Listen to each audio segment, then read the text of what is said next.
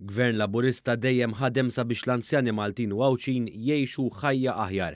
Iddikjara dan il-Prim Ministru mexxej Laburista Robert Abela f'diskors li għamel waqt attività politika fil-Mellieħa fejn f'messaġġ ċar qal li jekk jerġa' jingħata l-fiduċja se jibqa' jinvesti u jieħu ħsieb il-pensjonanti kollha. Anka jekk ikun wasallek iż-żmien tal-mistrieħ, dak iż-żmien irid ikun wieħed sabiħ fejn mhux biss tlaħħaq mal-bażiku, imma li tkun tista' tagħmel kapriċċ ukoll. Aħna rridu tgħix tajjeb meta tkun bil-pensjoni, daqskemm kont, meta kont taħdem. Anzi, jekk possibbli rridu tgħix aħjar milli kont tgħix qabel. Għax ikollok iktar ħin biex tagħmel dak li tħobb, biex tgawdi l-uliedek, biex tgawdi n-nepotijiet.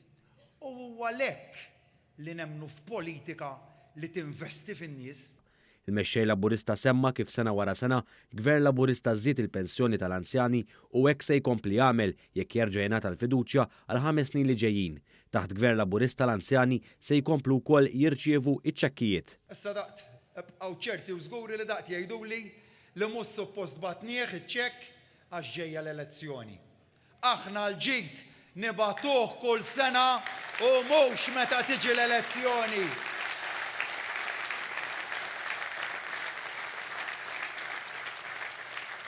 Fil-fatt issa dil-ġimgħa bdew jitkażaw bina li l-pensjonanti tagħna se jirċievu ċekk ieħor ta' 200 euro qalulna li bħalissa mhux żmienu. Jekk tatuni l-fiduċja biex inkun Prim Ministru għalija dejjem ikun żmien li l-pensjonanti jirċievu ċekkijiet. Proposta fil-manifest elettorali tal-Partit Laburista se tkun dik ta' mediċini b'xejn għall-anzjani kollha bil-Prim Ministru jaċċenna fuq ir-ruħ soċjali li kellu l-Gvern u se jibqa' jkollu Gvern Laburista ġdid għall-leġislatura li jmiss jekk il-poplu jagħtih il-fiduċja. Fl-aħħar jiem tajna l-karta roża b'xejn lill-eluf ta' anzjani ta' 80 sena jew aktar li qegħdin fuq l-għajnuna supplementari. Issa fil-5 snin li ġejjin se nkunu qed nagħtu l-mediċini kollha b'xejn lill-pensjonanti kollha.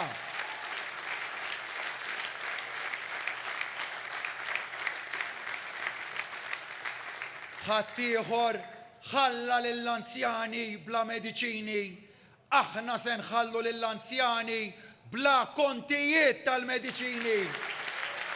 Blajta ta' Malta flimkien quddiem folla sabiħa fil-Pjazza tal-Mellieħa, il-Prim Ministru temm billi qal li l-Partit Laburista għandu pjan ċar u ambizzjuż sabiex jieħu lil pajjiżna għal futur sabiħ. Kunu parti mill-kampanja Malta flimkien, ikkonvinċu aktar nies jersqu lejna u fuq kollox ivvotaw għal futur għax il-futur nistgħu nissiġillawh fis-26 ta' Marzu.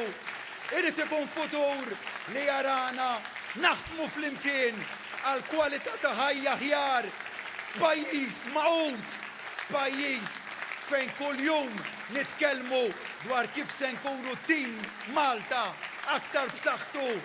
Irridu li fost il-familji f'kull belt u raħal inħadnu prinċipju wieħed dak ta' Malta flimkien il-futur sabiħ